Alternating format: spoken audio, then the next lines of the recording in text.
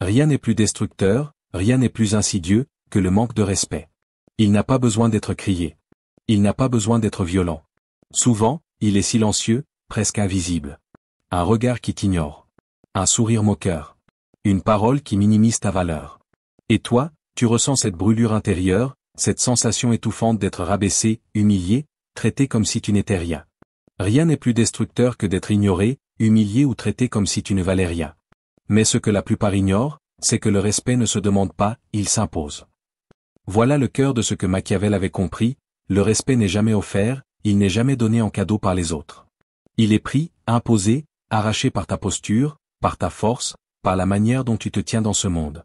Un homme qui tolère le manque de respect n'est pas simplement méprisé. Il est condamné. Car une fois que tu acceptes qu'on marche sur toi, on marchera toujours sur toi.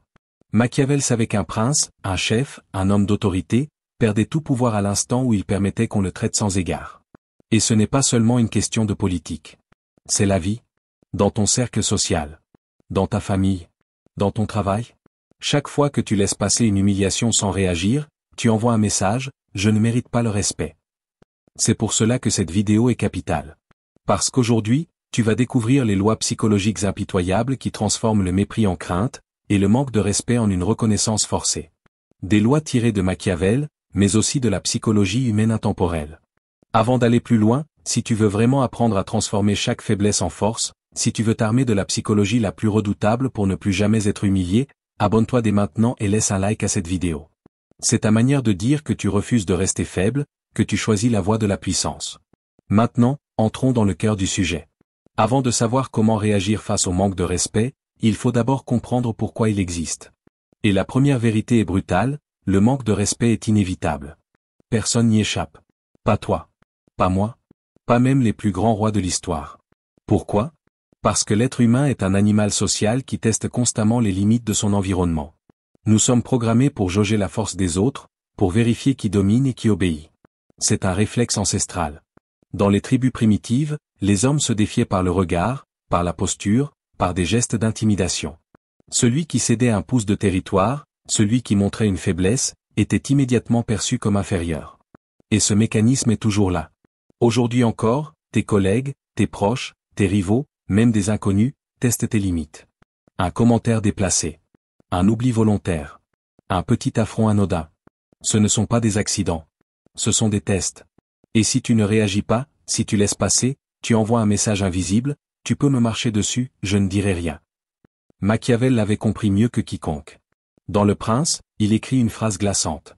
Les hommes oublient plus vite la mort de leur père que la perte de leur patrimoine. Que voulait-il dire par là ? Que les hommes ne se préoccupent pas de morale, ni de sentiments profonds. Ils se préoccupent d'intérêt. De ce qui les sert. Le respect qu'on te donne n'est pas basé sur qui tu es au fond de toi. Il est basé sur ce que tu représentes, sur l'aura de puissance ou de faiblesse que tu dégages. Un homme qui ne protège pas son territoire, ses idées, son image, sera toujours méprisé. Parce que dans l'inconscient des autres, il est inutile. Et dans la logique impitoyable du pouvoir, l'inutile est éliminé. Imagine un roi, assis sur son trône. Il est aimé pour sa bonté, respecté pour sa générosité. Mais il commet une erreur, il tolère les moqueries de ses courtisans. Il laisse passer les sarcasmes, pensant qu'ignorer vaut mieux que répliquer. Au début, ce sont de petits rires discrets. Puis des paroles chuchotées dans les couloirs. Puis des provocations plus franches. Et bientôt, le roi n'est plus qu'un objet de moquerie. Pas parce qu'il est faible en réalité, mais parce qu'il a toléré le manque de respect. Ce roi ne sera pas détrôné par ses ennemis étrangers, mais par ses propres courtisans. Par ceux qui, ayant cessé de le craindre, cessent aussi de lui obéir. C'est une leçon terrible, le respect perdu de l'intérieur vaut une armée ennemie. Imagine une couronne dorée, symbole de puissance, posée au sol. Elle glisse dans la boue. Et les sujets du royaume, autrefois prosternés devant elle, passent en riant, la piétinent sans hésitation. Voilà ce que signifie le manque de respect, une descente silencieuse de la majesté vers la boue, non pas parce que tu as perdu ta force, mais parce que tu n'as pas su imposer ton aura. Et c'est ici que Machiavel est implacable, le respect ne se gagne pas par la gentillesse. Il se gagne par la crainte, la posture et l'art de ne jamais tolérer l'affront. Le manque de respect commence rarement par une grande humiliation. Il commence toujours par une petite fissure. Un mot ironique. Une remarque déplacée. Un rire que tu comprends très bien, mais que les autres prétendent innocent. Et là, tu es confronté à un choix. Tu ignores, en te disant ce n'est pas grave. ou tu réagis. Mais Machiavel nous enseigne une vérité brutale. Chaque manque de respect accepté en silence creuse ta tombe. Pourquoi? Parce que l'esprit humain fonctionne selon une règle simple, ce que tu tolères définit ta valeur. Si tu pardonnes trop souvent, si tu ignores trop longtemps, tu ne sembles pas magnanime. Tu sembles faible. L'esprit humain associe toujours la tolérance à la faiblesse. Celui qui ne riposte pas, celui qui laisse passer, celui qui encaisse en silence, envoie un message invisible, je ne suis pas dangereux. Tu peux continuer. C'est une loi psychologique. Les gens ne respectent pas celui qui se tait face à l'insulte. Au contraire, ils sentent l'odeur du sang. Et comme des prédateurs, ils reviennent pour tester davantage. C'est exactement ce que Machiavel écrit dans Le Prince. Celui qui pardonne trop souvent devient méprisable. Un pardon isolé peut être perçu comme une grandeur d'âme. Mais un pardon répété devient un aveu de faiblesse. Imagine un chef militaire. Il mène ses hommes au combat, il est brave, il a gagné plusieurs batailles. Mais un jour, un soldat ose faire une plaisanterie humiliante à son sujet. Le chef entend, mais il rit jaune. Il laisse passer. Le lendemain, un autre soldat, voyant qu'il n'a pas réagi, pousse la provocation un peu plus loin. Une semaine plus tard, toute l'armée se permet de se moquer de lui à voix basse. Et bientôt, il perd le contrôle. Non pas parce qu'il a été vaincu par l'ennemi, mais parce qu'il a laissé se glisser une fissure dans le mur de son autorité. Imagine un grand mur de pierre, imposant, indestructible en apparence. Puis, une fissure apparaît. Fine, presque invisible. Tu te dis, ce n'est rien, ça tiendra. Mais la pluie s'infiltre. Le gel élargit la fente. Le temps travaille contre toi. Et un jour, d'un seul coup, le mur s'effondre. Voilà ce que signifie tolérer l'insulte. Une fissure invisible aujourd'hui, mais demain, l'effondrement total de ton autorité. La première loi du respect est donc absolue, ne jamais tolérer l'insulte. Tu n'as pas besoin de hurler. Tu n'as pas besoin de violence. Mais tu dois réagir. Tu dois poser une limite nette, une frontière infranchissable.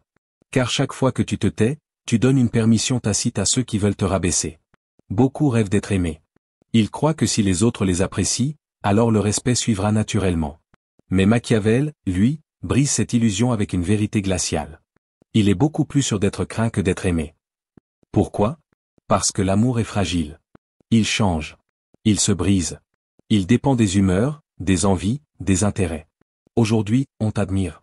Demain, on t'oublie. Après-demain, on se retourne contre toi. L'amour des autres est comme une flamme, belle, chaude, séduisante. Mais instable. La moindre brise peut l'éteindre. La crainte, au contraire, impose une barrière psychologique que personne n'ose franchir. Celui qui te craint ne rit pas de toi. Celui qui te craint ne te trahit pas facilement. Celui qui te craint sait que s'il ose franchir la ligne, la sanction sera immédiate. L'amour attire. La crainte protège. Et c'est pour cela que Machiavel disait: si tu ne peux être à la fois aimé et craint, choisis toujours d'être craint. Imagine deux princes. Le premier est aimé de son peuple. Il distribue des cadeaux, il écoute leurs doléances, il veut être apprécié de tous. Mais un jour, ses ennemis complotent contre lui. Le peuple, qu'il aimait hier, ne bouge pas le petit doigt pour le défendre. Parce que l'amour ne suffit pas pour risquer sa vie. Le second prince, lui, est craint. On le dit dur, inflexible. Certains le haïssent. Mais personne n'ose le défier. Car ils savent que la moindre rébellion serait écrasée sans pitié. Et ce prince, malgré la haine, reste sur son trône. Imagine une flamme. Tu peux t'en approcher, tu peux l'admirer, tu peux même te réchauffer à sa lumière. Mais si tu tends la main, tu te brûles. Voilà le respect véritable. Tu peux être admiré, apprécié, aimé. Mais surtout, tu dois être intouchable. Et c'est ici que réside le paradoxe machiavélien. Tu n'as pas besoin d'être haï. Tu n'as pas besoin d'être cruel. Mais tu dois faire en sorte que, même dans l'amour qu'on te porte, il reste une dose de crainte. Parce que la crainte fige le respect là où l'amour le fait vaciller. Il existe une vérité que la plupart sous-estiment. Ton corps parle bien avant ta bouche. Avant même que tu ne dises un mot, ton attitude envoie déjà un message. Soit tu inspires le respect, soit tu invites au mépris. Machiavel savait que le langage du pouvoir ne réside pas seulement dans les discours, mais dans la présence. Un roi, un général, un chef n'a pas besoin de crier pour être entendu. Il suffit qu'il entre dans une pièce pour que l'air change. Ton attitude est ton armure. Elle peut être une cuirasse solide qui repousse le mépris, ou une fissure ouverte où les attaques s'engouffrent. Tenir le silence dans les moments de tension. Celui qui panique et parle trop se dévoile. Celui qui garde le silence impose une barrière invisible. Le silence n'est pas vide, c'est une arme. Parlez lentement et avec poids. Chaque mot doit tomber comme une pierre dans l'eau. Si tu parles vite, tu sembles chercher l'approbation. Si tu parles lentement, tu sembles sûr de toi. Ne jamais se justifier inutilement. Se justifier, c'est reconnaître implicitement la supériorité du jugement de l'autre. Les grands leaders ne se justifient pas, ils décident. Toujours garder une présence physique ferme. Un regard stable, une posture droite, des gestes mesurés. Pas d'agitation. Pas de nervosité. La fermeté physique inspire plus que 1000 discours. Voilà comment on impose le respect sans un mot. Imagine un général. Il entre dans une salle où ses officiers se disputent bruyamment. Les voix s'élèvent, les arguments fusent, le chaos règne. Le général ne dit rien. Il avance lentement. Il s'assoit. Il pose ses mains sur la table. Puis il regarde, un à un, chacun de ses hommes. Et soudain, le silence tombe. Personne n'ose parler. Personne n'ose même respirer trop fort. Parce que sa simple présence a imposé un ordre que des cris n'auraient jamais pu obtenir. Imagine une montagne. Elle ne bouge pas. Elle ne parle pas. Elle n'a pas besoin de prouver sa grandeur. Elle est là, immobile, imposante. Et tout ce qui l'entoure doit s'incliner devant sa masse. Voilà ce que signifie la posture imposante, ne pas courir après le respect, mais l'attirer par ta simple présence. Mais la posture seule ne suffit pas. Il existe une loi immuable du pouvoir. Celui qui ne punit pas l'irrespect le nourrit. Les hommes testent toujours les limites. Toujours. C'est dans leur nature. Ils veulent savoir jusqu'où ils peuvent aller. Et si tu ne mets pas de prix à l'humiliation, ils recommenceront. Machiavel l'avait compris, le respect n'est pas un droit. Le respect est une conquête, et il se maintient par la sanction. La psychologie humaine obéit à un principe simple. Nous respectons celui qui nous fait payer nos fautes. Un enfant ne respecte pas le parent qui laisse tout passer. Un soldat ne respecte pas l'officier qui ferme les yeux. Un peuple ne respecte pas le souverain qui tolère les offenses. Pourquoi? Parce qu'en l'absence de conséquences, l'homme croit que ses actes sont permis. Celui qui punit trace une frontière. Celui qui ne punit pas creuse sa propre tombe. Imagine un ministre au sein d'une cour royale. Un de ses rivaux ose se moquer de lui en public, devant le roi et les courtisans. Le ministre sourit, mais il n'oublie pas. Quelques jours plus tard, il humilie ce rival devant toute la cour, en exposant ses erreurs de manière glaciale, implacable. Le message est clair, celui qui ose me défier sera marqué à jamais. À partir de ce jour, plus personne n'ose plaisanter à ses dépens. Non pas parce qu'ils l'aiment, mais parce qu'ils savent que chaque affront se paiera, et cher. Imagine un lion. Il ne rugit pas sans raison. Il ne rugit pas tous les jours. Mais la première fois qu'il rugit, la savane entière tremble. Ce rugissement reste gravé dans la mémoire de tous les animaux. Ils savent que s'approcher trop près, c'est risquer la mort. Voilà ce qu'est le pouvoir des limites. Tu n'as pas besoin de réagir à tout. Mais chaque affront grave doit laisser une marque indélébile. Le respect est une arme. Mais comme toute arme, elle peut se retourner contre celui qui la manie mal. Beaucoup de personnes, en voulant imposer le respect, tombent dans des pièges qui les condamnent. Ce ne sont pas leurs ennemis qui les détruisent, mais leurs propres erreurs. Voyons les 3 fautes fatales que Machiavel aurait interdit à tout prince ou chef digne de ce nom. Erreur 1, confondre arrogance et autorité. L'autorité est stable, ferme, respectée. L'arrogance est fragile, bruyante, détestée. L'autorité est silencieuse. Elle s'impose sans effort. L'arrogance a besoin de crier, de se montrer, de rabaisser les autres pour exister. L'homme arrogant croit qu'il inspire la crainte, en réalité, il ne récolte que la haine. Et la haine, contrairement au respect, attend son heure pour se venger. Psychologie. L'arrogant nourrit un ressentiment caché chez ceux qui l'entourent. L'autoritaire, lui, inspire un mélange de crainte et d'admiration. Machiavel aurait dit: celui qui veut paraître plus qu'il n'est devient ridicule, celui qui sait se taire et agir devient redoutable. Illustration. Un seigneur médiéval qui humilie ses chevaliers à chaque repas, croyant asseoir sa puissance, finit poignardé dans son sommeil par les mêmes hommes qu'il croyait dominer. Retiens ceci, le respect est discret, l'arrogance est théâtrale. Erreur 2, vouloir plaire à tout le monde. Rien n'est plus destructeur que la quête d'approbation. Celui qui cherche à plaire perd automatiquement le respect. Pourquoi? Parce qu'il place les autres au-dessus de lui-même. Psychologie. Quand tu veux plaire à tous, tu deviens malléable. Les gens sentent que tu es prêt à trahir tes propres principes pour obtenir leur sourire. Et si tu trahis tes propres principes, pourquoi te respecteraient-ils? L'homme qui veut plaire finit par n'inspirer que du mépris. Parce que personne ne respecte un caméléon. Un roi qui écoute chaque murmure, chaque plainte, et change ses lois selon l'humeur du peuple finit dévoré par la foule. Non parce qu'il était injuste, mais parce qu'il n'a jamais osé tenir ferme. Machiavel le disait clairement. Il est impossible de contenter tout le monde, il est nécessaire de savoir mécontenter avec discernement. Retiens ceci, Celui qui cherche l'amour de tous perd le respect de chacun. Erreur 3, réagir avec colère incontrôlée. Voilà l'erreur la plus fréquente, et la plus fatale. Un affront, une humiliation, une moquerie, et certains explosent de rage. Ils crient, frappent, s'emportent. Mais en faisant cela, ils révèlent leur faiblesse. Car perdre son sang-froid, c'est donner son pouvoir à l'autre. Psychologie. Celui qui te met en colère contrôle tes émotions. Et si l'autre contrôle tes émotions, il contrôle ton pouvoir. Un roi colérique peut sembler puissant un instant, mais il devient rapidement méprisable. Car le respect vient de la maîtrise, pas de la fureur. Illustration. Un souverain, insulté par un de ses sujets, le frappe dans un excès de rage. La foule se tait, surprise. Mais dans leurs yeux, il n'y a plus de crainte, seulement du mépris. Car ils ont vu un roi incapable de se contrôler, esclave de sa colère. Machiavel nous aurait rappelé.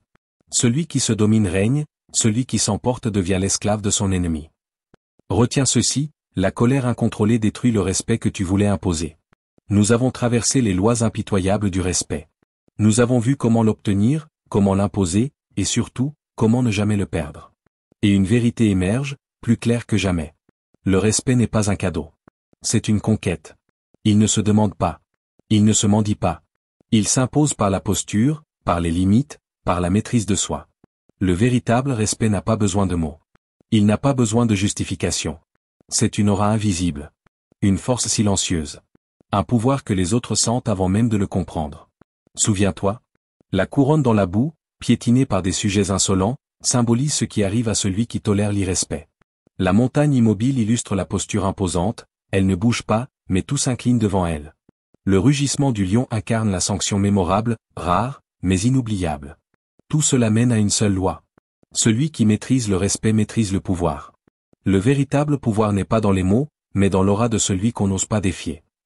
Si tu veux apprendre à transformer chaque faiblesse en puissance, chaque humiliation en respect, chaque doute en autorité. Abonne-toi car ici, tu n'entendras pas des discours doux, mais des vérités impitoyables qui forgent le caractère. En commentaire, dis-moi, quelle est la plus grande humiliation que tu as réussi à transformer en force? Partage ton expérience, elle inspirera d'autres à ne jamais plier. Fin de cette vidéo, mais pas fin de ton apprentissage. Si tu veux aller plus loin, ne t'arrête pas ici. Chaque vidéo déjà publiée sur cette chaîne est une arme, une leçon pour aiguiser ton esprit, renforcer ton autorité et imposer ton respect. Alors, choisis-en une maintenant.